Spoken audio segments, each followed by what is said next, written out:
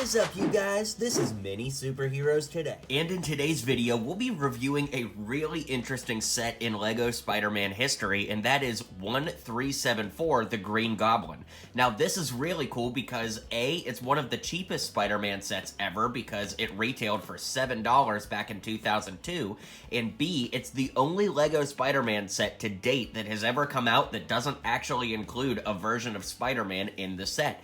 Now, this was released as a part of the LEGO Studios line back in 2002, which was technically our first two LEGO Spider-Man sets. Of course, Spider-Man did get his own theme technically from 2003 to 2004, but these sets definitely count in my book, even though they are, under the most technical terms, LEGO Studios sets. With that being said, this set only had 55 pieces in it and 2 minifigures, and it's really the type of set that LEGO would never make today, but it's such a cool piece of history now.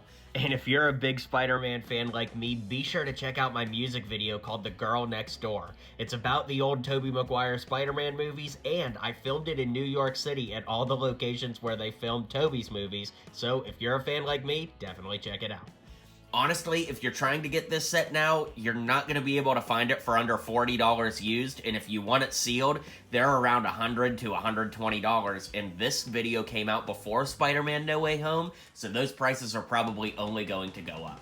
With that being said, let's take a closer look at everything here. So first, we'll take a look at the Mary Jane minifigure. She was exclusive to this set, as was the Green Goblin, but we'll get to that in just a second, and it's a very cool figure. I really like that they made the torso pretty accurate to the movie, and you could flip her hair around so that she would have a scared face on the back.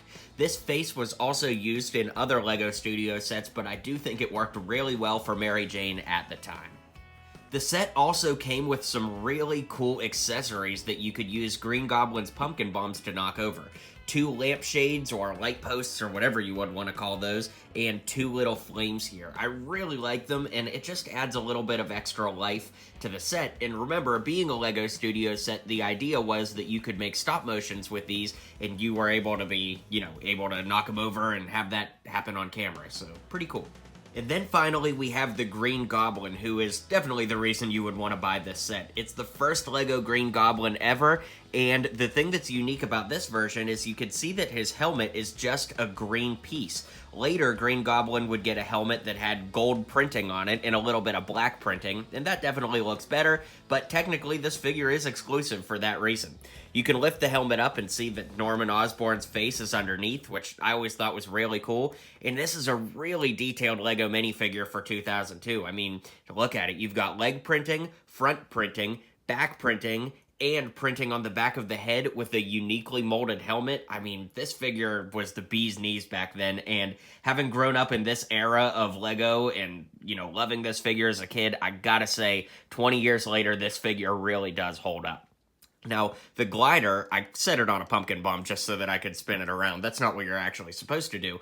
But there's this long piece here that kind of has like a director's board back here. You see that little director's clapper thing there? You hold it so that you can make Green Goblin fly. And again, this was if you were going to do the LEGO Studios thing where you use their cameras to make stop motions or just LEGO videos in general, you could have it fly in. Alternatively, you could take this piece out, and Green Goblin has a little neck bracket here that you could fly him like that. Whatever you needed to do, basically, to have your LEGO scene make sense, you could do.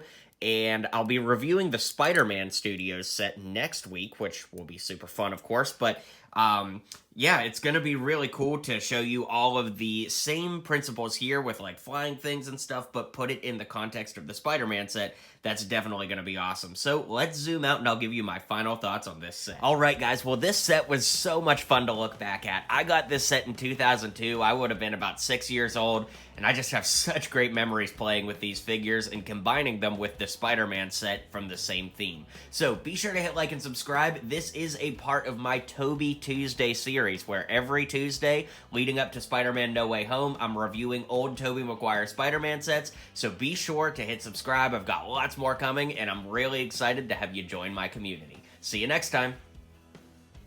Thanks for checking out today's video. Be sure to hit like and subscribe down below to become a member of the Mini Superheroes Today community.